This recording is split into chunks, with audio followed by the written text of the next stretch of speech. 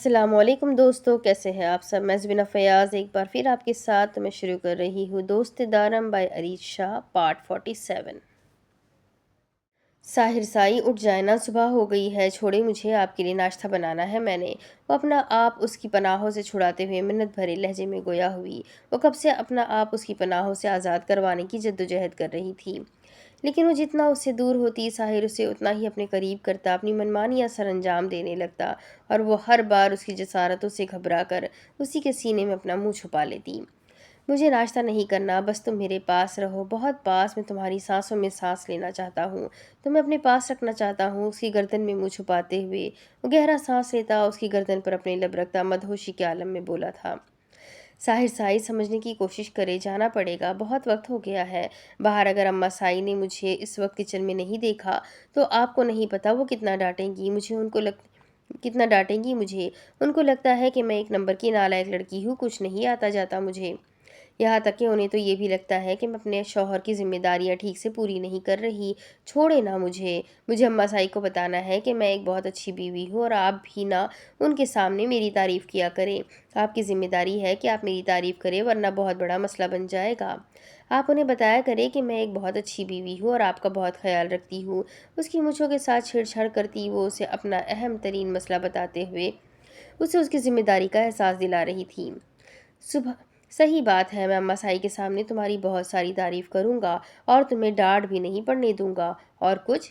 اس کی کمر کو اپنے سینے میں بھیجتے وہ اس کی ہر بات پر حامی بھر رہا تھا۔ نہیں اور کچھ نہیں، بس یہی میرا ایک مسئلہ ہے، اس نے فوراً خوش ہوتے ہوئے کہا۔ میں تمہارا یہ مسئلہ حل کر دوں گا، لیکن پہلے تم میرا مسئلہ حل کرو نا۔ اسے مزید اپنی باہوں میں جکڑتے ہوئے وہ اس کی توجہ اپنے مسئلے کی طرف دلانے لگا۔ ہائے اللہ، آپ کو کون سا مسئلہ ہے ساحر سائی؟ وہ پریشان ہوئی تھی۔ بھلا اسے کیا مسئلہ ہو سکتا تھا؟ وہ تو اپنے سارے مسئلے خود حل کر سکتا تھا، پھر ایسا بھی بھلا کیا ہو گیا جس کا حل زاوش کے پاس تھا؟ آج کل میرا ایک ہی مسئلہ ہے، میری معصوم لومڑی۔ میری بے قراریاں ختم نہیں ہوتی، جب تم میری باہوں سے نکلتی ہو میرا دل بے قرار ہونے لگتا ہے، تمہیں خود میں قید کرنے کے لیے، تمہیں چھونے کے لیے، تمہیں اپنے پاس رکھنے کے لیے میرا دل اداس ہونے لگتا ہے۔ یہ تمہیں ہمیشہ اپنے پاس رکھنا چاہتا ہے۔ ان بے قراریوں کا کوئی حل نکالو سائی کے دل کا ٹوٹا، ورنہ تمہارا سائی پاگل ہو جائے گا۔ اسے ایک جھٹکے سے اپنی طرف موڑتے ہوئے وہ اس کے لبوں کو اپنی دسترس میں لے چکا تھا۔ زاوش کی سانسیں رکنے لگی، وہ اس کی ایک ایک سانس کو جیسے پی جانا چاہتا تھا۔ اس مسئلے کا کوئی حل نہیں ہے، سانسوں کی آزادی پر وہ سرخ ہوتے ہوئے چہرے سے بولی۔ اس کی سانسیں مشکل میں آ گئی تھی، کیونکہ اسے آزادی صرف اتنی سی بات کرنے کے لیے ملی تھی۔ وہ ایک بار پھر سے اس کی سانسوں کو قید کر چکا تھا۔ اس مسئلے کا حل ہے، اور اس مسئلے کا حل تم ہو۔ بس میرے پاس رہو میری باہوں میں، اور میں اپنی بے قراریاں مٹاتا رہوں، تمہیں یوں ہی اپنی باہوں میں بھر کر اپنے دل کا حال سناتا رہوں، اور تم بس سنتی رہو میری دھڑکنیں تم سے کیا کہتی ہے۔ اس دل کی باتوں کو سمجھنے کی کوشش کرو، یہ دھڑکنوں کا شور تمہیں پکارتا ہے، یہ دل تمہارے لیے بے چین رہتا ہے۔ تمہیں اماں سائی کی ڈانٹ سے بچانا تمہاری تعریف کرنا میری ذمہ داری ہے، تو میری ان بے قراریوں کو ختم کرنا تمہاری ذمہ داری ہے۔ اس کے چہرے پر جا بجا اپنے لبوں کی مہر لگاتا وہ اس سے اس کی ذمہ داری بتا رہا تھا۔ زاوش کا تناسب بری طرح سے بکھرا تھا۔ میں ہر وقت تو آپ کے پاس نہیں رہ سکتی نا، اس نے بکھری ہوئی سانسوں کے ساتھ بڑی مشکل سے کہا تھا۔ تو پھر جب رہ سکتی ہو تب اتنا پاس رہا کرو کہ تمہاری غیر موجودگی میں یہ بے قراریاں پھر سے کوئی ولولہ نہ مچائے، کوئی ہلچل نہ پیدا کرے، یہ دل خاموشی سے ایک سائیڈ ہو کر پڑا رہے، اور میں پرسکون ہو کر اپنا کام کیا کروں۔ یہ بہت تنگ کرتا ہے مجھے، ہر وقت بس ایک ہی ضد، سکون چاہیے، سکون چاہیے، سکون چاہیے۔ جانتی ہو سکون کہاں ہے؟ اس کا چہرہ اپنے ہاتھوں میں تھامے بالکل سیریس انداز میں بول رہا تھا۔ کہاں؟ اسے زاوش کی سرگوشی نما آواز سنائی دی، جبکہ زاوش کا دل بے چینی سے دھڑک رہا تھا۔ کیا وہ نہیں جانتی تھی کہ اس کا سکون کہاں ہے؟ اس کی بے آواز کہاں کہنے پر وہ دلکشی سے مسکراتا اس کے لبوں پر جھکا تھا۔ تمہارے پاس، اس نے سرگوشی نما آواز میں اس کے کان کے قریب کہا۔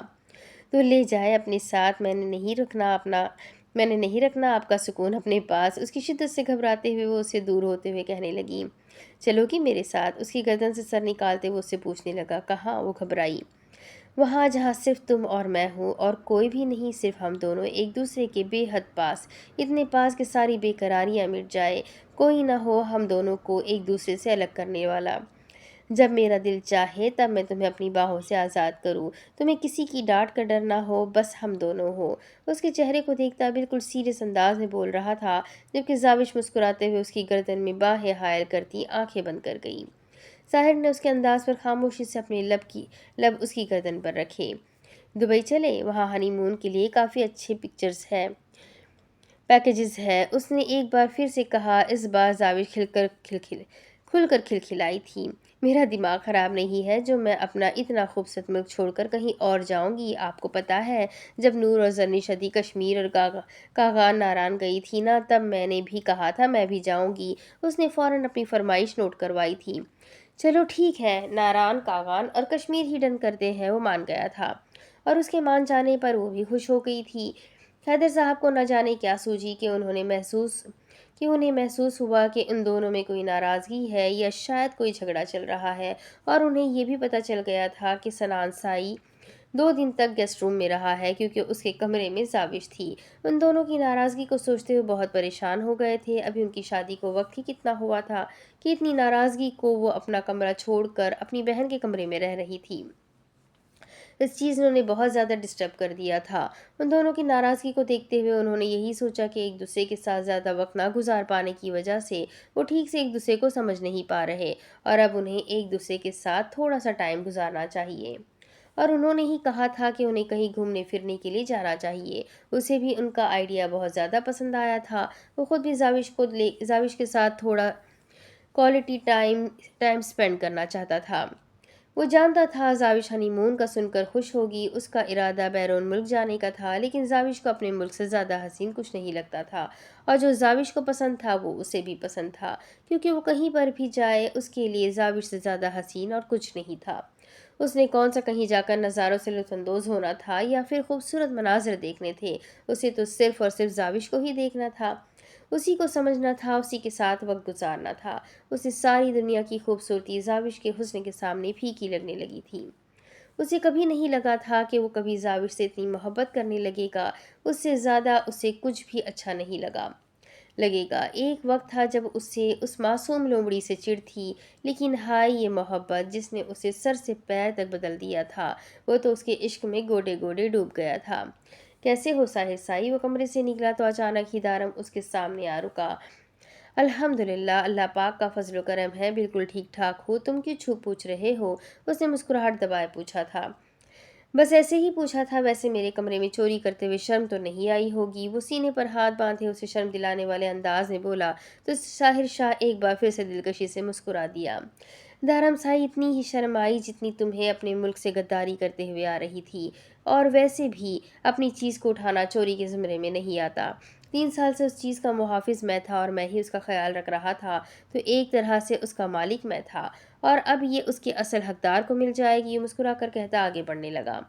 तुम नहीं जानते तुमने बहुत बुरा किया है साहिर साई। क्यों अपने लिए मुसीबत पैदा कर रहे हो? क्यों तुम्हें समझ में नहीं आता कि ये सब तुम्हारा काम नहीं है? जिनकी जिम्मेदारियां हैं उन्हें परवाह नहीं है, तो तुम क्यों इन सब में घुस रहे हो? उन सब में वो गुस्से से बोला था। किसने कहा कि ये हमारी जिम्मेदारियां नहीं है? ये हमारा मुल्क है दारमसाई और हमारा फ़र्ज़ बनता है कि हम अपने मुल्क के मुहाफ़िज़ बने। कोई भी तरीका हो, कोई भी अमल हो, हम जिस तरह अपने मुल्क के काम आ सके हमें आना चाहिए, ना कि यूँ बुज़दिलों की तरह हाथ पर हाथ रखे बैठ जाना चाहिए। क्या तुम नहीं जानते हो मर्दान खान किस तरह से नुकसान पहुंचा सकता है हमें? वो हमारे मुल्क को बर्बाद करना चाहता है और तुम चाहते हो कि हम कुछ भी ना करें, जबकि हमारे पास इतना बड़ा सबूत है। तुम चाहते हो कि वो शख्स हमें बर्बाद कर दे। उसके गुस्सा होने पर वो भी गुस्सा हुआ था। तुम्हें क्या लगता है मर्दान खान में इतनी ताकत है कि 70 साल की कुर्बानियों को बर्बाद कर सके? या किसी मर्दान खान की इतनी औकात है कि वह हमारे मुल्क को नुकसान पहुंचा सके? तुम गलत सोच रहे हो साहिर तुम गलत सोच रहे हो साहिर साई। एक मर्दान खान तो क्या, 1000 मर्दान खान पैदा हो जाए तब भी वो हमारे मुल्क का कुछ नहीं बिगाड़ सकते।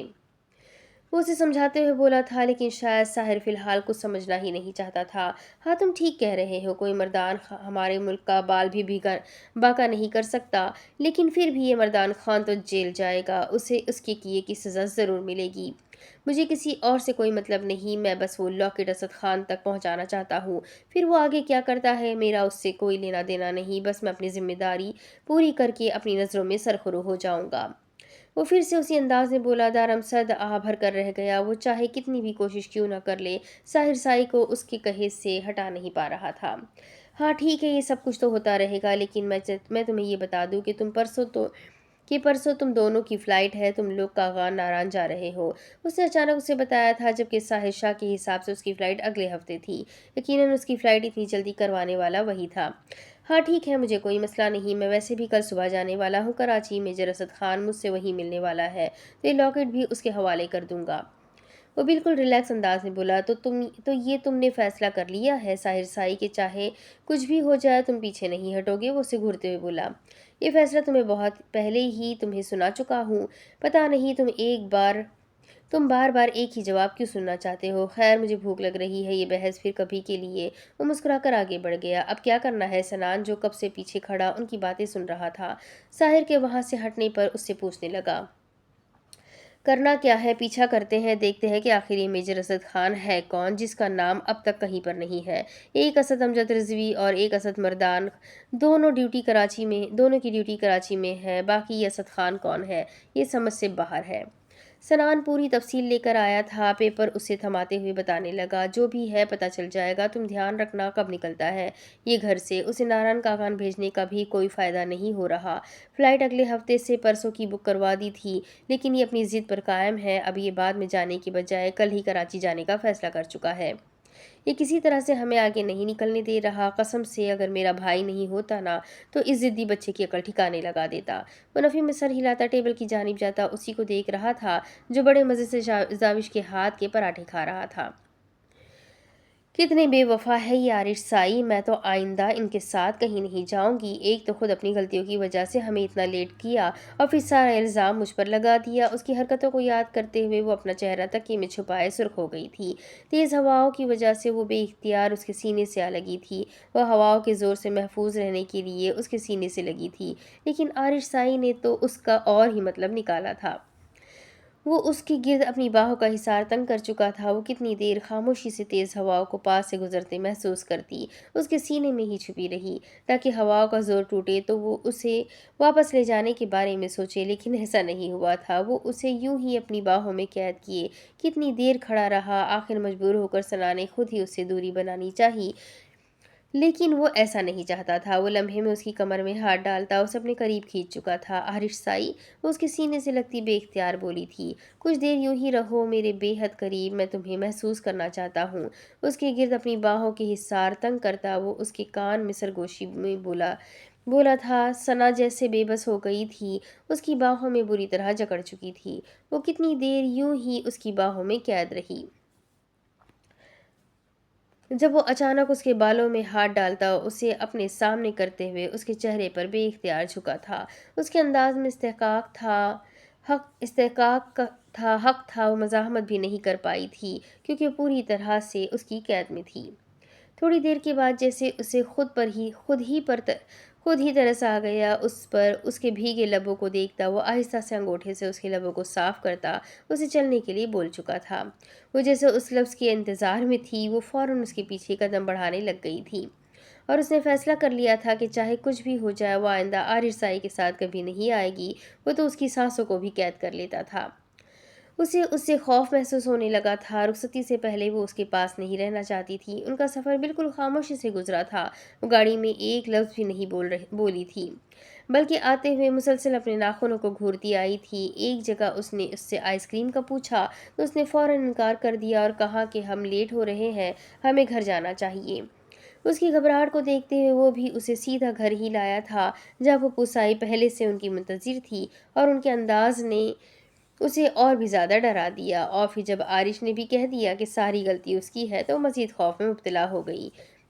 بعد میں پھپھو سائی نے جب کہا کہ وہ مذاق کر رہی تھی تو اس کی آنکھوں میں اور بھی زیادہ آنسو آنے لگے۔ اس نے فیصلہ کر لیا تھا کہ اب عارش سائی سے بالکل بات نہیں کرے گی۔ وہ بالکل بھی بھروسے کے قابل نہیں تھا۔ वो जानता था कि वो उससे नाराज़ है और उसे मनाने की बजाय वो पता नहीं बाहर क्या कर रहा था। किसी ने उसके कमरे पर दस्तक नहीं दी थी, कोई नहीं आया था उसे मनाने के लिए। वो कभी भी किसी को इतने नाज़ नखरे नहीं दिखाती थी, लेकिन आरिश ने उसे चंद ही दिन में मगरूर कर दिया था। उसकी मोहब्बत ने उसे एक मान बख्शा था। उसे यकीन था वो उसे मनाने आएगा, लेकिन अब तक नहीं आया था। अब तो मैं बिल्कुल भी नहीं मानूंगी। इतनी देर इंतज़ार करने के बाद उसने खुद कलामी की थी और एक बार फिर से तकिए में मुँह छुपा गई। अरे किचन में तुम मुस्कान अरे कि, किचन में तुम हो मुस्कान, जर्निश किधर है? सनान साई ने किचन में कदम रखा तो मुस्कान को टेबल पर बैठे खाना खाते हुए देखकर पूछने लगा। अभी मुझे नाश्ता देकर बाहर गई है, पता नहीं बाहर क्या कर रही है, तुम देख लो। वैसे मैं तुम्हारी बीवी हूँ, ज़बरदस्ती की ही सही, लेकिन कभी कभार मेरा भी हाल पूछ लिया करो, वो शौक़ी से कहती उसे देखने लगी। नो नेवर डार्लिंग, तुम बीमार रहो या मेरी तरफ से मर ही क्यों ना जाओ, मैं तुमसे हाल नहीं पूछूंगा, क्योंकि मैं अपनी बीवी को नाराज़ नहीं कर सकता। उसने बड़ा ही कड़वा लहजा अपनाया था। हाय मेरे ज़ालिम सैया जी, कितने बेदर्दी पिया हो तुम, मैं मर जाऊं तो तुम खबर ना लो। क्यों किया था मुझसे निकाह? क्या ये दिन दिखाने के लिए? वो दुहाई दे रही थी। ज़्यादा ओवर एक्टिंग करने की ज़रूरत नहीं है लड़की, मैं नहीं पिघलने वाला तुम्हारी नदाओं से। वो भरपूर मुस्कुराहट चेहरे पर लिए वहीं से पलटा था जब अचानक जर्निश से टकराया, जो कड़े तेवरों के साथ उसी को देख रही थी। कब से तुम्हें तलाश कर रहा था जर्निश यार, कहाँ थी तुम? कहाँ जा सकती हूँ मैं, आपको ढूंढने के लिए कमरे में गई थी, लेकिन आप तो यहाँ काफ़ी खुशगवार मूड में है। एक नज़र मुस्कान को देखते हुए वो उससे बोली, लहजा तंजिया था। मुस्कान के साथ मुस्कुराते हुए बात करते देख न जाने उससे अचानक क्या हो गया था। उसका गुस्से से बुरा हाल था, चेहरा गुस्से से सुर्ख हो रहा था। ये वही लड़की थी जो चंद दिन पहले ही उससे कह रही थी कि अगर वो मुस्कान को उसके हुकूक देना चाहता है तो उसे कोई एतराज़ नहीं, और आज वही चेहरे पर इस कदर गुस्सा लिए सिर्फ उससे बात करने पर इतनी ज़्यादा सुर्ख हो रही थी। उन दोनों को बातों में मगन देख मुस्कान अपना नाश्ता करने लगी थी, जबकि वो अभी तक उसी को देख रहा था। उसके चेहरे पर अपने आप मुस्कुराहट आ गई थी। क्या हुआ, इतना गुस्सा क्यों हो रही हो? वो उसके चेहरे की सुर्खी देखते हुए पूछने लगा। मुझे लगा कि आप चले गए अपने काम पर। वो मुस्कान की ज़ात को जो नज़रअंदाज करती उससे कहने लगी। क्या तुम्हें सच में लगता है कि मैं तुमसे मिले बिना, तुमसे बात किए बिना काम पर चला जाऊंगा? क्या कभी ऐसा हुआ है? वो उसे देखते हुए पूछने लगा। नहीं, मैं आपको हर जगह देख कर आई थी, दारामदा साई के कमरे में, फिर बाबा साई के कमरे में गई, लेकिन वहाँ भी आप नहीं मिले तो मुझे यही लगा कि आप चले गए होंगे। फिर ये सोचा कि आप मुझसे मिले बिना, मुझे अल्लाह हाफिज़ कहे बिना तो जाते नहीं, इसीलिए फिर आपको ढूंढना शुरू कर दिया। और आप मिले तो कहाँ? यहाँ किचन में। वो उसे देखते हुए बोली। थोड़ी देर पहले वाला गुस्सा, सुर्खी सब चेहरे से गायब हो चुका था। अब तो सिर्फ मोहब्बत ही मोहब्बत थी, वो मोहब्बत जो उसकी जर्निश उससे करती थी। और मैं तुम्हें ढूंढते हुए यहाँ आया था, तुम्हें गुड बाय कहने के लिए। तुम तो नहीं मिली, लेकिन मुस्कान यहीं पर थी, तो उसी से तुम्हारे मुतालिक पूछने लगा। क्योंकि आज मैं कराची जाने वाला हूँ तो वापसी देर से होगी, तो ये कहना था कि मेरा इंतज़ार मत करना, वक्त पर खाना खाकर सो जाना। वो नरमी से उसके माथे को चूमता पीछे हटते हुए बोला। कराची क्यों जाना है? कोई ज़रूरी काम है क्या? कराची जाने वाले सारे काम तो दारामदा साई खुद करते हैं, तो फिर आपको क्यों भेज रहे हैं कराची? और कितने बजे तक वापसी हो जाएगी? उसके कराची जाने का सुनकर वो परेशान हुई थी, क्योंकि आजकल दुश्मन उनकी ताक में थे, कब कौन किस वक्त हमला कर जाए कुछ पता नहीं चलता था। पिछले थोड़े से वक्त में उसने अपने घर वालों को बहुत सारी परेशानियां उठाते हुए देखा था, और वो नहीं चाहती थी कि सनान साई पर कोई भी मुसीबत आए। आज से पहले तो कराची के सारे काम दारम साई खुद ही किया करता था। इस बार सनान को भेज रहा था तो उसे परेशानी होने लगी थी। वो तो चाहती थी कि घर के मर्दों में से कोई भी ज़्यादा दूर ना जाए, और ख़ास कर सिक्योरिटी के बिना तो बिल्कुल भी ना जाए। हाँ, ज़रूरी काम है तभी तो खुद जाना पड़ रहा है, और फिक्र मत करो, मैं अकेला हरगिज़ नहीं जा रहा। साहिर साई और दारम साई भी मेरे साथ है, और हम तीनों मिलकर बड़ी से बड़ी मुसीबत का सामना कर सकते हैं। परेशान होने की ज़रूरत नहीं है। दुश्मनों के डर से हम अपना काम बंद करके तो नहीं बैठ सकते ना। हमें किसी का डर नहीं है जर्निश, सिवाय उस पाक ज़ात के। हमारा कोई कुछ नहीं बिगाड़ सकता, और डरते वो है जो गलत काम करते हैं, और हमें यकीन है कि हमने कभी कोई गलत काम नहीं किया जिसकी वजह से हमें डरना पड़े। उसे समझाते हुए बोला तो जर्निश ने सिर्फ हाँ में सर हिला दिया। चलो जाओ, अब अच्छी बीवियों की तरह कमरे में आओ, एक प्यारी मीठी पप्पी दे दो।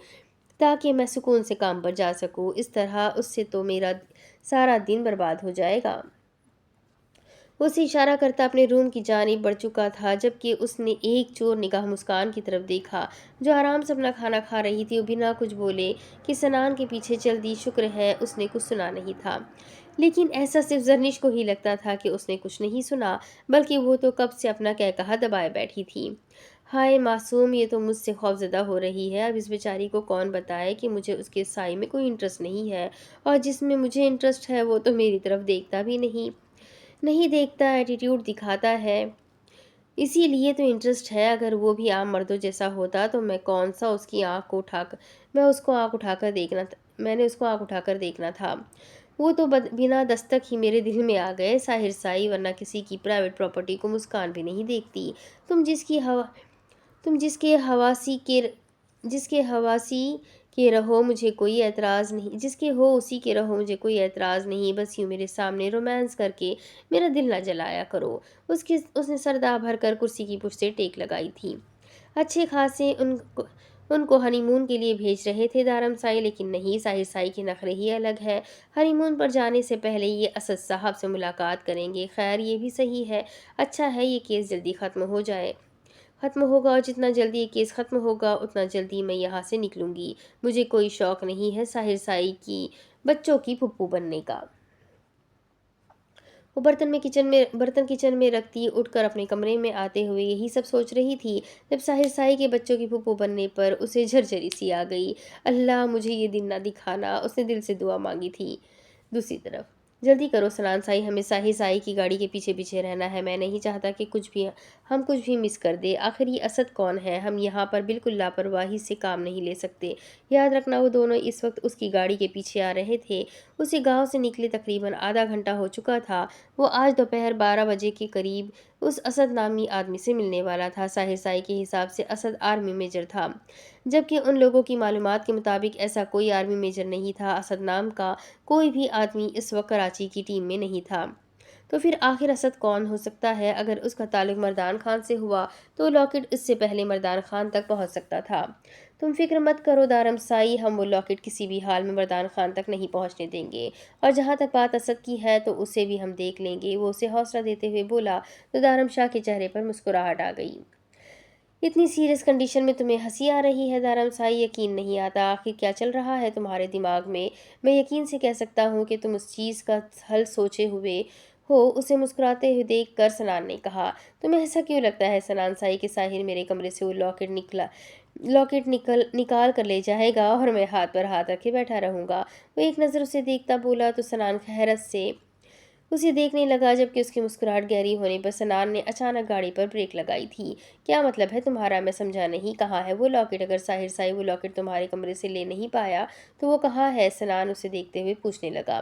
وہ لاکٹ تو سیکرٹ روم میں ہے۔ تمہیں سچ میں لگتا ہے کہ میں اتنا بڑا ثبوت جو مردان خان جیسے آدمی کو پھانسی کے پھندے تک پہنچا سکتا ہے، اسے میں اپنے کمرے کی الماری میں رکھوں گا اور کمرہ لاک بھی نہیں کروں گا؟ میرا دماغ اتنا بھی خراب نہیں ہے۔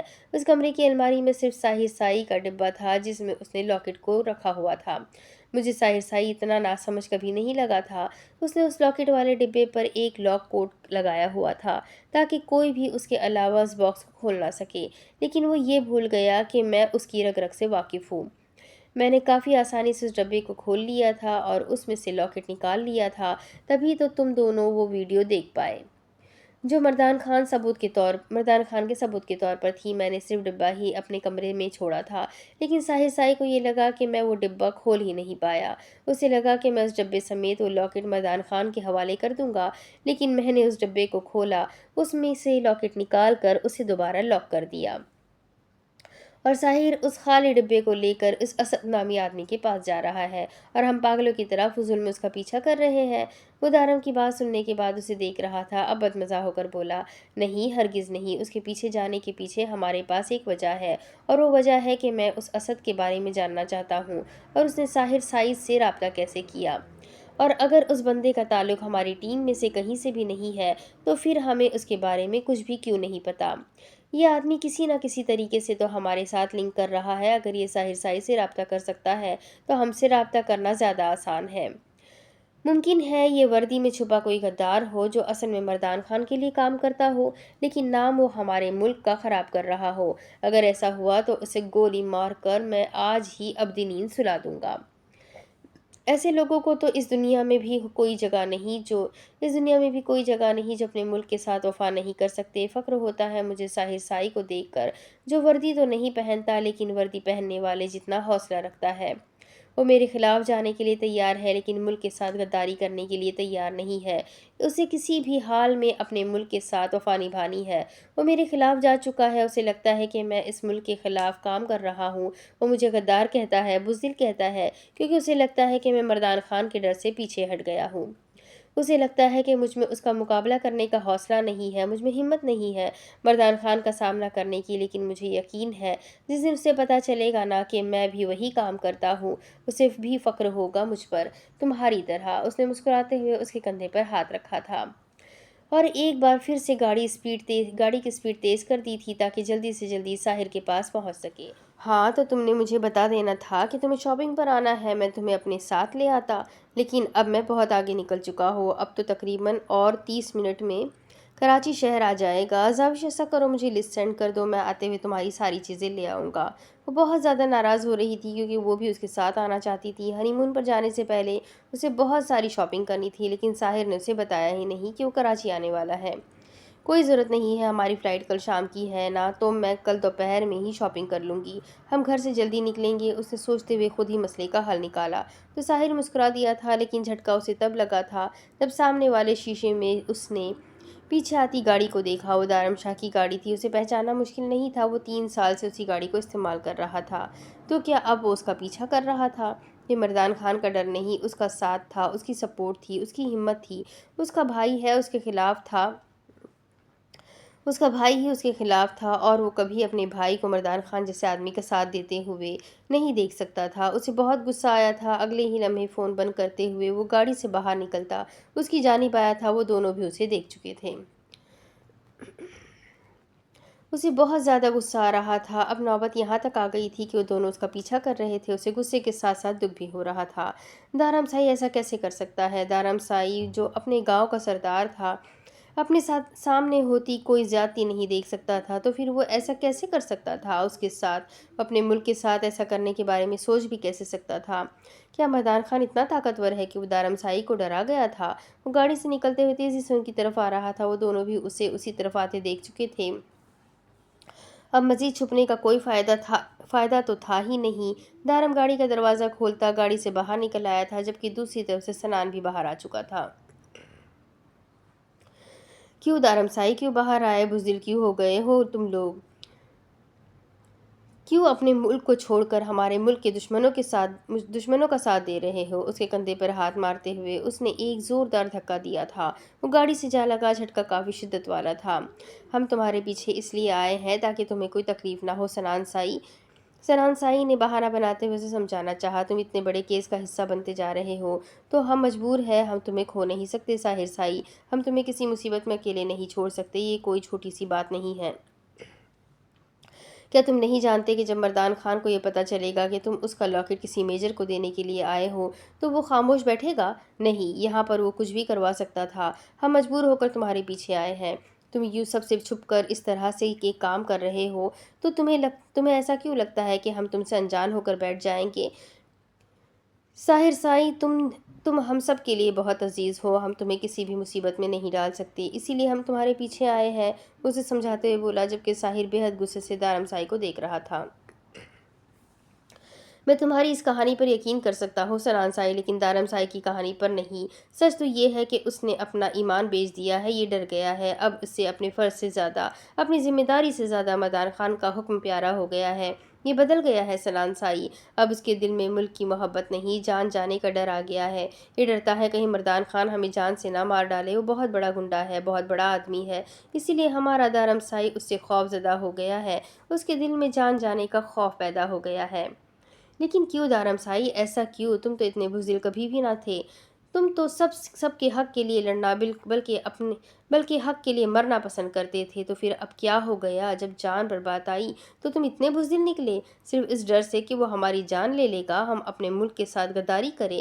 ایسا تم کر سکتے ہو، لیکن ساحر شاہ نہیں۔ ساحر شاہ ملک کے لیے اپنی جان کی بھی پرواہ نہیں کرے گا۔ اپنے ملک سے زیادہ میرے لیے اور کچھ بھی اہم نہیں ہے۔ تم بھی نہیں۔ تم میرے بھائی ہو، دوست ہو، سب کچھ ہو، لیکن ملک کے بعد ہو۔ میرے راستے میں مت آنا دھرم سائی، یہ نہ ہو کہ اپنے ملک کے لیے مجھے اپنے بھائی کو نقصان پہنچانا پڑے، اور مجھے ایسا کرتے ہوئے بالکل اچھا نہیں لگے گا۔ اسے سخت نگاہوں سے گھورتے ہوئے وہ وہیں اسے الٹے قدم پلٹ گیا تھا۔ دہتے غصے کے ساتھ خاموشی سے اپنی گاڑی میں بیٹھا وہ گاڑی فل اسپیڈ میں آگے بڑھا گیا۔ دھرم سائی کچھ نہیں بولا تھا، بس اس کی باتیں سنتا رہا، اور اب اسے جاتے دیکھ کر سنان کی جانب دیکھا۔ دھرم سائی اب کیا کرنا ہے؟ سنان جو اس کے پاس کھڑا ہوا کب سے اسے دیکھ رہا تھا، اس سے پوچھنے لگا۔ کیا ہے سنان سائی، پیچھا کرنا ہے ضدی بچے کا؟ کہا جاتا ہے کچھ پتا تو چلے۔ یہ اس دنیا میں آج اسد نامی شخص کا آخری دن ہے، یہ تو میں تمہیں گارنٹی سے کہہ سکتا ہوں، اور مردان خان کو بھی میں زندہ نہیں چھوڑوں گا، اس کی آخری سانسیں بھی میں اپنے ہاتھوں سے ختم کروں گا۔ اس کی وجہ سے آج پہلی بار ساحر سائی نے مجھے دھکا دیا ہے، اپنے بھائی کو جسے وہ تکلیف پہنچانے کے بارے میں کبھی سوچ بھی نہیں سکتا۔ اس نے میرے بھائی کے دل میں میرے لیے زہر بھرا ہے، اسے تو میں زندہ نہیں چھوڑوں گا، اور یہ اسد خان کا جنازہ تو آج ہی اٹھے گا۔ اسے دیکھتا دوبارہ سے گاڑی میں بیٹھا تو سنان گاڑی ایک دفعہ پھر سے ساحر سائی کی گاڑی کے پیچھے لگا دی۔ وہ غصہ کرے، ناراض ہو، چاہے کچھ بھی کیوں نہ ہو جائے، وہ اس کا پیچھا کرنا نہیں چھوڑ سکتے تھے۔ اول وہ نہیں جانتا تھا کہ آخر اسد ہے کون، اور دوسرا وہ ساحر سائی کے لیے خطرناک ثابت ہو سکتا تھا کہ وہ صرف لاکٹ حاصل کرے اور پھر ساحر کو کسی بڑی مصیبت میں ڈال دے، یا اس پر جان لیوا حملہ کر دے۔ مردان خان کے لوگوں پر بھروسہ نہیں کیا جا سکتا تھا، وہ ساحر کا دشمن تھا، اور ساحر کے خلاف اس سے کچھ بھی کرنے کی امید کی جا سکتی تھی۔ اور اب جب مردان خان کو پتہ چل گیا تھا کہ دارم لاکٹ اسے نہیں دینے والا، بلکہ صرف اور صرف اس کے ساتھ گیم کھیل رہا تھا، تو وہ کسی بھی طرح سے ساحر کو نقصان پہنچا سکتا تھا۔ اس نے دروازہ کھٹکھٹایا تو اندر سے کوئی جواب نہ ملنے پر وہ خود ہی دروازہ کھول کر اندر داخل ہو گیا تھا۔ اس نے جان بوجھ کر کوئی جواب نہیں دیا تھا، لیکن پھر بھی دروازہ کھلنے پر اس نے مڑ کر دیکھا تو وہ ہاتھوں میں ایک خوبصورت سا کیک پکڑے اسی کو دیکھ رہا تھا۔ چہرے پر دلکش مسکراہٹ تھی، جسے دیکھ کر وہ چہرہ پھیر گئی۔ اس وقت وہ اس سے بالکل بات نہیں کرنا چاہتی تھی، وہ خفا تھی اس سے۔ اس نے اس کے ساتھ دھوکہ بازی کی تھی، کم از کم وہ تو اسے دھوکہ بازی ہی کہتی تھی۔ پہلے اسے بنا بتائے اس جگہ پر بلایا عارف سائی کے ساتھ مل کر، اور پھر اسے جان بوجھ کر اپنے ساتھ کہیں لے کر چلا گیا، اور پھر اس کے 1000 بار کہنے کے باوجود بھی جب تک اس کا اپنا دل نہ مانا، وہ اسے واپس لے کر آنے کو تیار نہیں تھا۔ اس کی اتنی منتیں ترلے کرنے کا کوئی فائدہ نہیں ہوا تھا ثنا کو، یہاں تک کہ اس کے اکیلے ہونے کا فائدہ بھی اٹھایا تھا۔ وہ اس کے اتنے قریب آ گیا، ٹھیک ہے غلطی کچھ حد تک اس کی اپنی بھی تھی، اسے خود ہی اس کے اتنے قریب نہیں جانا چاہیے تھا، لیکن اس کے قریب جانے کا جو مطلب اس نے نکالا وہ ہرگز اس کے لیے راضی نہیں تھی۔ اور پھر اسے واپس لے کر آیا تو وہ پھوپھو سائی سے ڈانٹ پڑتے ہوئے سارا الزام اسی پر لگا دیا، اور بعد میں کہہ دیا کہ مذاق ہے۔ وہ مذاق میں بھی اس کا ساتھ چاہتی تھی، لیکن وہ کیسے تنہا چھوڑ سکتا تھا؟ اس کی اس حرکت نے سچ مچ سے ہرٹ کیا تھا، جس کا احساس اسے بھی ہو گیا تھا، تبھی تو وہ اس کے لیے کیک بنا کر لایا تھا۔ وہ مسکرا کر اندر داخل ہوتے ہوئے کیک ٹیبل پر رکھتا اس کے پاس آ بیٹھا۔ اس کے یوں اچانک پاس آ کر بیٹھنے پر ثنا نے تھوڑا سا فاصلہ بنایا تھا، اور اس کی اس حرکت نے عارش کو مسکرانے پر مجبور کر دیا تھا۔ اس کے پاس سے فاصلہ بنانے پر وہ تھوڑا اور قریب ہوا تو ثنا نے دوبارہ وہی حرکت کی،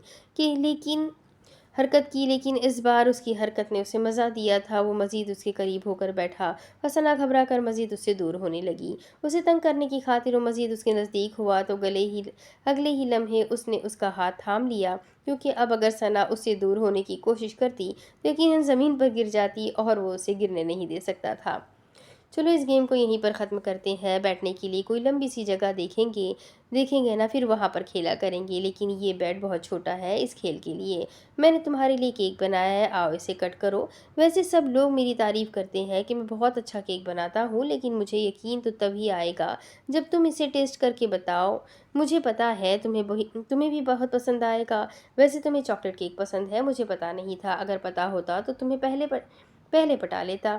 चलो ये सारी बातें बाद में करेंगे, क्योंकि चॉकलेट केक से ज़्यादा दूर नहीं रहना चाहिए। वो नाराज़ हो जाता है और मेरा नहीं ख्याल कि तुम इस खूबसूरत और बेहद क्रीमी केक को नाराज़ करना पसंद करोगी। उसका हाथ थामे वो उसे खड़ा करता अपने साथ टेबल के करीब लेकर आया था। मैं शर्मिंदा हूँ, मुझे वो हरकत हरगिज़ नहीं करनी चाहिए थी। मैं मामा साई तुम्हें तंग कर रही थी, तो सोचा मैं भी थोड़ा सा हिस्सा डाल देता हूँ, इसीलिए इल्ज़ाम तुम पर लगाया था। लेकिन मुझे हरगिज़ अंदाज़ा नहीं था कि इस वजह से तुम रोने लग जाओगी। देखो, मैं कान पकड़कर सॉरी बोल रहा हूँ। वो कान पकड़कर उसके सामने सरखम करता हुआ बोला तो सना मुस्कुरा दी। अब उसकी गलती इतनी भी बड़ी ना थी कि वो उससे ज़्यादा देर नाराज़ रहती। आपने मुझे धोखे से उस शो में बुलाया, वो उसे देखते हुए नाराज़गी से बोली। वैसे वो शो बहुत इंटरटेनमेंट वाला था और मैं भी कमाल का सिंगर हूँ, लेकिन फिर भी मैं सॉरी कहता हूँ। वो इसी तरह से कान पकड़ते हुए बोला तो सना फिर से मुस्कुरा दी। और फिर आप मुझे अपने साथ बिना घर में किसी को भी बताए वहाँ उस रेस्टोरेंट में ले गए। उसने उसे देखते हुए कहा, ये हरकत काफ़ी बुरी थी, कम से कम घर वालों को पता होना चाहिए था। सना के हिसाब से तुम मेरी बीवी हो, मैं तुम्हें जहाँ चाहे लेकर जा सकता हूँ, मुझे किसी की परमिशन की ज़रूरत नहीं। लेकिन फिर भी अगर तुम्हें लगता है कि इजाज़त लेनी चाहिए थी, घर में किसी को बताना चाहिए था, तो आई एम सॉरी, आइंदा ऐसा नहीं होगा। वो फिर उसी अंदाज में बोला। और वो आज जो हरकत आपने की, वो निगाहें चुराते हुए फिर से बोली। इस बार आरिश ने कान छोड़कर उसे घूरा था। वो मेरा हक है मोहतरमा, मैं जब चाहूँ जैसे चाहूँ तुम्हें छू सकता हूँ। जानता हूँ कि रुखसती तक कुछ लिमिट्स है, लेकिन सबसे अहम निकाह होता है। निकाह से ज़्यादा कोई किसी चीज़ की कोई अहमियत नहीं होती। और तुम खुद मेरे पास आई थी, तो गलती तुम्हारी भी थी। तुम पास आकर मेरे जज्बात में तलातम ना मचाती तो मैं भी ऐसी कोई हरकत सर अंजाम ना देता। वो बिना शर्मिंदा हुए बोला। अच्छा, अब छोड़े, केक काटते हैं। वो उसे देखते हुए बात खत्म करने वाले अंदाज में बोली। यकीनन इस मौजू पर उससे जीतना काफ़ी मुश्किल था, तो बेहतर था कि इस बहस को यहीं पर ख़त्म कर दिया जाए। उसकी जान छुड़ाने वाले अंदाज पर मुस्कुराते हुए उसका हाथ थाम कर केक काटने लगा। वाकई आप बहुत अच्छा केक बनाते हैं, अगर ये आपने बनाया है तो। उसकी उसकी बात काटते हुए केक खाते हुए सना ने दिल से तारीफ की थी। क्या मतलब है तुम्हारा कि अगर मैंने बनाया है तो ये मैंने ही बनाया है, और मैं बहुत अच्छा केक बनाता हूँ, और मैं शादी के बाद भी तुम्हारे लिए कभी कभार बना दिया करूँगा जब तुम रूठा करोगी। वो उसे एक और बाइट खिलाते हुए बोला। मतलब कि इस केक को खाने के लिए मुझे आपसे नाराज़ होना पड़ेगा? उसके लहजे में शरारत थी। हाँ, तो वीआईपी चीज़ें खाने के लिए वीआईपी काम करने पड़ते हैं, मैं मुफ्त में नहीं खिलाने वाला। थोड़ी बहुत नाराज़गी की एक्टिंग कर लिया करना यार, इतना भी मुश्किल नहीं है। वो उसी अंदाज में बोला तो सना खिलखिलाकर हंसी, जबकि वो उसकी खिलखिलाहट को नज़रों में महफूज करता खुद भी मुस्कुरा दिया था। दूसरी तरफ उसने गाड़ी रोकते हुए एक नज़र पीछे देखा था। दारम गाड़ी दूर पीछे ही खड़ी कर चुका था। वो गाड़ी से उतरा और सामने की तरफ चल दिया, जहाँ पर उस असद नामी आदमी ने उसे बुलवाया था। दारम ने देखा एक आदमी जिसकी उम्र तकरीबन 35 के करीब थी, मुकम्मल ब्लैक ड्रेस में था, ब्लैक पैंट के साथ ब्लैक शर्ट और उस पर ब्लैक कलर की जैकेट पहने। वो उसका मुंतज़िर था। उसके आते ही वो चंद कदम आगे बढ़ाता उसके पास आया। अस्सलाम वालेकुम, मेरा नाम मेजर असद ख़ान है, मैंने ही आपसे रब्ता किया था। आप मुझे वो लॉकेट देना चाहते हैं? वालेकुम अस्सलाम जी, मैं आपको मर्दान खान का लॉकेट देना चाहता हूँ, जिसमें उसके अपने तमाम तर गुनाहों का एतराफ़ किया है। क्या आपने उसको हासिल कर लिया साहिर साहब? मुझे और मेरी टीम को आप पर फ़ख्र है, बल्कि पूरे पाकिस्तान को आप पर फ़ख्र है। जो काम आपने किया है वो आसानी से करना किसी के बस की बात नहीं। आपने वाकई बहुत हिम्मत दिखाई है। वो लॉकेट मेरे हवाले कर दीजिए। वो अपना हाथ आगे करता उसे हिम्मत देते हुए कहने लगा। साहिर मुस्कुरा दिया। ये सारी बातें हम बाद में करेंगे, पहले आप मुझे अपना आईडी कार्ड दिखाएं। मेरा मतलब है आपकी टीम का कार्ड जो आर्मी ऑफिसर्स के पास होता है। मुझे वो कार्ड देखना है। और आप कौन सी टीम के लिए काम करते हैं? आपकी पोस्टिंग कराची के कौन से इलाके में है?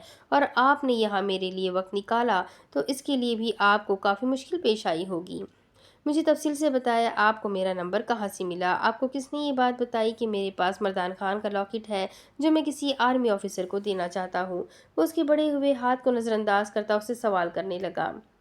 मैं मेजर असद हूँ, आई एम रियली सॉरी, मुझे नहीं पता था कि आप इन्वेस्टिगेशन करेंगे, वरना मैं आते हुए अपना आईडी कार्ड तो ले ही आता। उसने मुस्कुराते हुए बात को कवर करने की कोशिश की थी, जबकि पहले उसके चेहरे पर घबराहट आई थी। तो क्या आप सफ़र के दौरान अपना आईडी कार्ड अपने पास नहीं रखते? क्या आपको किसी जगह पोस्टिंग होने से पहले आईडी कार्ड वगैरह की ज़रूरत नहीं पड़ती? میری انفارمیشن کے مطابق تو یہ ساری چیزیں بہت زیادہ اہم ہوتی ہے۔ خیر کراچی میں کس جگہ پر ہوتے ہیں آپ اور کہاں پر پوسٹنگ ہے آپ کی؟ وہ اسے دیکھتے ہوئے پوچھنے لگا، شاید وہ اسے کوئی مشکوک شخص لگا تھا۔ ساحر صاحب آپ سوال بہت پوچھتے ہیں اور آپ کے اتنے سارے سوال ہمیں نہیں پسند۔ وہ لمحے میں اپنی جیب سے پستول نکال کر اس پر تان چکا تھا، ساتھ ہی ساتھ اس کے ہاتھ سے ڈبہ کھینچ چکا تھا۔ عجیب آدمی ہو یار، کہہ رہا ہوں نا کہ افسر ہوں، دو مجھے، لیکن تمہارا ڈرامہ ختم نہیں ہوتا، تمہارے ڈرامے ختم نہیں ہوتے۔ ہاں نہیں ہوں میں کوئی افسر، اور میرے پاس کوئی آئی ڈی کارڈ اور نہ ہی کوئی ثبوت ہے خود کو میجر ثابت کرنے کا۔ تمہارا نمبر لینا میرے لیے مشکل نہیں تھا۔ اگر میرے باس کی بے گناہی کا ثبوت تمہارے پاس ہے تو تمہیں لگتا ہے کہ میں تمہیں تمہارے نمبر کی وضاحت دوں گا؟ اس کا کوڈ بتاؤ مجھے، ورنہ تم جانتے ہو کہ تمہارے ساتھ کیا ہوگا۔ وہ ڈبے پر کوڈ لگے دیکھ کر بولا، پستول اس کی طرف تھا۔ وہ غصے سے بول رہا تھا جبکہ ساحر چہرے پر مسکراہٹ سجائے بالکل ریلیکس تھا۔ اگر تم نے مجھے مار دیا تو یہ کھلے گا نہیں، میرے علاوہ اس ڈبے کو کوئی کھول نہیں سکتا۔ ویسے اچھا ہی ہوگا نا تمہارے لیے کہ میں بھی مر جاؤں گا، اور ڈبے والا کوڈ کبھی نہیں کھلے گا، ثبوت بھی وہیں پر مٹ جائے گا نا۔ لیکن اتنا اچھا ہوگا نہیں تمہارے لیے، کیونکہ اس ڈبے کے اندر کوئی ثبوت ہے ہی نہیں۔ وہ ثبوت تو میں نے آگے پہنچا دیا، اسد خان کے پاس، میرا مطلب ہے اصلی میجر کے پاس۔ تمہارے جیسے چونی کے آفیسرز پر یقین کروں گا میں؟ تمہیں اتنا بیوقوف لگتا ہوں؟ وہ بالکل ریلیکس اس کے سامنے کھڑا تھا جبکہ وہ پستول اس پر تانے خود پریشان ہو گیا تھا۔ کون اصل اسد؟ کس کے پاس ہے لاکٹ؟ جلدی بتاؤ مجھے ورنہ میں تمہاری جان لے لوں گا۔ وہ غصے سے بولا، لے لو جان، پرواہ کسے ہے، مجھے جان سے کوئی مطلب نہیں، اور جہاں تک اصل آفیسر کی بات ہے تو وہ تو میرے گھر میں ہے، اصل ایماندار، وطن سے محبت کرنے والا انسان۔ وہ اتنا پکا ہے کہ میرے اتنے بار غدار کہنے کے باوجود بھی اس نے مجھ پر اپنی سچائی نہیں کھولی، اور تمہاری اوور ایکٹنگ کے 10 روپے کاٹوں گا تمہارے آئی ڈی کارڈ پر ہی۔ وہ غبارے سے ساری ہوا نکل گئی۔ وہ کہا لگاتے ہوئے بولا جبکہ سامنے کھڑا آدمی غصے سے اس پر گولی چلا چکا تھا۔ فضا میں فائر کی آواز گونجی اور پھر خاموشی چھا گئی۔ گولی چلتے ہی فضا میں خاموشی چھا گئی اور پھر اس کی چیخ بلند ہوئی جس کے ہاتھ پر گولی لگی تھی، بھائی جان بہت ہلکے میں لے رہے ہو، تمہیں سچ میں لگتا ہے کہ جو شخص میری جان لینا چاہتا ہے اس کے آدمی سے ملنے کے لیے میں اکیلا آؤں گا؟ میرا دماغ اتنا بھی خراب نہیں ہے۔ آؤ تمہیں ملواتا ہوں اسد خان سے، میرا مطلب ہے اصلی اسد سے، اور اس کے پاس نہ آئی ڈی کارڈ بھی ہے، کیونکہ شاید تم یہ نہیں جانتے کہ آرمی آفیسر کو آگے پیچھے کہیں پر بھی پوسٹنگ کے لیے آئی ڈی کارڈ کی ضرورت پڑتی ہے، اور تم کوئی بڑے ہی جاہل اور غیر ذمہ دار ہو۔ آج کل سفر کرنے سے پہلے عام آدمی بھی اپنا آئی ڈی کارڈ اپنی جیب میں رکھتا ہے۔ چلو اب عقل آ گئی ہوگی، آخر اتنا سمجھایا ہے میں نے تمہیں۔ دارم اور سنان کو ان کی طرف بڑھتے دیکھ کر وہ اس کو بولتا خود بھی قدم دارم سائی کی جانب بڑھا چکا تھا جس کے ہاتھ میں بندوق تھی۔ یقیناً گولی اسی نے ہی چلائی تھی کیونکہ وہ شخص اس پر گولی چلانے والا تھا۔ میں نے تمہیں پہلے ہی کہا تھا یہاں خطرہ ہے، لیکن تم میری بات سمجھ لو، ایسا ممکن ہے کہاں؟ سنان پاس آتے ہوئے سخت لہجے میں گویا ہوا جبکہ وہ مسکرا کر کندھے اچکا گیا، میرے ساتھ نہ زیادہ فری ہونے کی ضرورت نہیں ہے، اور دارم صاحب اس کا کام تمام کر کے گھر میں میری عدالت میں حاضری دیجیے گا، آپ کا علاج تو میں کروں گا۔ وہ ہاتھ ملتے ہوئے اسے دیکھ کر بولا تو دارم سر کو جھکا کر رہ گیا۔ یقیناً اس کی الماری سے ڈبہ نکالتے ہوئے وہ اس کے آئی ڈی کارڈ اور آئیڈینٹی فائل کو دیکھ چکا تھا۔ اسے اپنی بیوقوفی پر شدید غصہ آیا تھا۔ ساحر کسی ایک چیز پر کبھی دھیان نہیں دیتا تھا، وہ ہر چیز کو بہت غور سے دیکھتا اور سمجھتا تھا۔ اس نے یہ بات کیوں نہیں سمجھی کہ جب وہ اس کی الماری سے ڈبہ نکال سکتا ہے تو وہاں موجود ہر چیز دیکھ سکتا ہے۔ یقیناً اس نے صرف نظر نہیں ڈالی تھی بلکہ اس کے پرس کو پورا کا پورا کھنگال ڈالا تھا، تبھی تو وہ اتنا ریلیکس تھا، ورنہ ایسی کنڈیشن میں تھوڑی بہت ٹینشن لینا تو بنتا ہے۔ وہ اس کا کندھا تھپ تھپاتے آگے بڑھ گیا تھا جبکہ 2 آفیسرز نہ جانے کہاں سے برآمد ہوئے تھے اور اس آدمی کو اپنے شکنجے میں لے کر کھڑے تھے۔ اس کا مطلب تھا کہ یہاں پر اس کے علاوہ میں بہت سارے آرمی آفیسرز تھے جو کہ ساحر پر نظر رکھے ہوئے تھے۔ وہ آرام سے اپنی گاڑی کے بونٹ پر بیٹھ کر یہ سب کچھ دیکھنے لگا۔ اسے ان سب چیزوں کو دیکھنے میں بڑا مزہ آتا تھا۔ اسے آرمی آفیسرز بہت پروکار اور باکمال شخصیت لگتے تھے، اور پھر ان وردیوں میں کام کرنے کا انداز بہت پسند تھا اسے، और یہ نظارہ اس کے لیے بے حد اہم تھا۔ تم گھر جاؤ ساحر سائی، ہم یہ سب سنبھال کر ہی واپس آئیں گے۔ اپنا خیال رکھنا اور یہ لاکٹ لے جاؤ واپس، مجھ سے زیادہ بہتر طریقے سے تم اس کا خیال رکھ سکتے ہو۔ وہ لاکٹ اس کے حوالے کرتا، اس کا کندھا تھپتھپاتے خود اس آدمی کی طرف بڑھ گیا تھا جو کہ ایک بار خودکشی کرنے کی کوشش کر چکا تھا۔ وہ فوج سے بچنے کے لیے کام کرتے تھے تاکہ فوج ان کا منہ کھلوانے میں کامیاب نہ ہو سکے، لیکن شاید وہ یہ بھول گئے تھے کہ یہ پاکستان آرمی آفیسرز تھے، ان کے ہاتھ سے بچنا آسان نہیں تھا۔ وہ لوگ جو ملک کے لیے دن رات ایک کر دیتے ہیں، ان کے لیے ایسے مجرموں کو پکڑنا مشکل نہیں ہوتا، لیکن ساحر کا ان سب نے باری باری آ کر شکریہ ادا کیا تھا۔ ان سب کو ساحر کی بہادری بے حد متاثر کر گئی تھی۔ سب نے ہی ساحر کی بہت زیادہ تعریف کی تھی، جبکہ دارم سر فخر سے اونچا کیے اپنے بھائی کو دیکھ رہا تھا جو سچ میں بہت بہادر تھا۔ میں تھوڑی دیر اور یہاں رکنا چاہتا ہوں دارم سائی، میں ان سب کو دیکھنا چاہتا ہوں، بہت مزہ آ رہا ہے، کتنے اچھے سے یہ سب لوگ کام کرتے ہیں، ہے نا؟ میں بھی آرمی میں جانا چاہتا تھا لیکن سب کچھ تمہاری وجہ سے خراب ہو گیا، تم نے مجھے اپلائی نہیں کرنے دیا تھا، ورنہ آج ان میں سے میں بھی ایک ہوتا۔ وہ افسوس سے اسے گھورتے ہوئے بولا تھا۔ یہ خود تو آرمی کا ممبر بن گیا تھا اور اس کے لیے اس نے ساری پابندیاں لگا دی تھی۔ یہ الگ بات ہے کہ چاچو ہی ایسا چاہتے تھے کہ وہ ساحر کو سمجھائے کہ وہ اسے آرمی میں نہیں بھیج سکتے، وہ ان کا واحد سہارا ہے۔ انہیں بھی اپنے ملک سے بے حد محبت تھی، لیکن ساحر کو خود سے دور کرنے کا حوصلہ بھی خود ہی نہیں کر پاتے تھے، ورنہ کوئی شک نہیں ساحر ایک بہترین آفیسر بن سکتا تھا اگر وہ یونیفارم سے دور ہو کر اپنے ملک کے لیے اتنا سوچ سکتا تھا، تو پھر یونیفارم میں رہ کر تو اسے کون سا ڈر روک سکتا تھا؟ وہ بہت حوصلہ مند اور بہادر انسان تھا۔ اسے اگر ملک کی حفاظت کے لیے چنا جاتا تو وہ ایک بہت قابل آفیسر ہوتا۔ تمہیں مزید یہاں رکنے کی ضرورت نہیں، ہم لوگ بھی یہاں سے نکل رہے ہیں۔ اپنا خیال رکھنا اور گھر میں کسی کو بھی میں اتنا بیوقوف نہیں، تمہیں زیادہ تفصیل میں جانے کی ضرورت نہیں ہے، میں کسی کو نہیں بتاؤں گا، اور ہاں میرے حساب کے لیے تیار رہنا، ویسے تمہارا حساب میں آج نہیں کروں گا بلکہ وہ لوٹ کر آنے کے بعد کروں گا، تم سے ناراضگی پکی ہے۔ اس چول انسان کو سب کچھ بتا دیا اور مجھے کچھ بھی نہیں۔ وہ ایک نظر سنان کو دیکھتا بڑے افسوس سے بولا تھا، شرم کر بے غیرت، 7 ماہ بڑا ہوں میں تجھ سے، اس نے غصے سے یاد دلایا۔ بیٹا تو اگر مجھ سے 7 سال بھی بڑا ہوتا تو بھی تیری اوقات یہی تھی۔ وہ اس کی آنکھیں دکھانے پر بولا تو سنان نفی میں سر ہلا کر اس کے سامنے ہاتھ جوڑتا دارم کے پیچھے چلا گیا۔ اس کا بھی کام تقریباً ختم ہو چکا تھا، اب یہ سب کچھ دارم نے خود ہی سنبھالنا تھا۔ شکر ہے وہ سب کچھ پہلے ہی سمجھ گیا تھا، ورنہ آج کچھ بھی ہو سکتا تھا۔ انہوں نے کافی آسانی سے اس آدمی کو قابو کر لیا تھا اور اس کی زبان کھولنے کے لیے اس کو اپنے ساتھ لے کر جانے والے تھے۔ اب اس کے آگے کی کہانی میں آپ کو اگلی قسط میں سناتی ہوں کہ آگے کیا ہوگا۔ بہت ہی مزیدار ناول ہے، مجھے تو بہت پسند آ رہا ہے۔ آپ لوگوں کو کیسا لگ رہا ہے کمنٹ کر کے ضرور بتائیں۔ ویڈیو کو لائک کر دیں، چینل کو سبسکرائب کر دیں، بیل آئیکن کو ضرور دبا دیں۔ تو ملتے ہیں اگلی ویڈیو میں، تب تک کے لیے اپنا خوب سارا خیال رکھیں، مجھے بھی دعاؤں میں یاد رکھیں۔ اللہ حافظ۔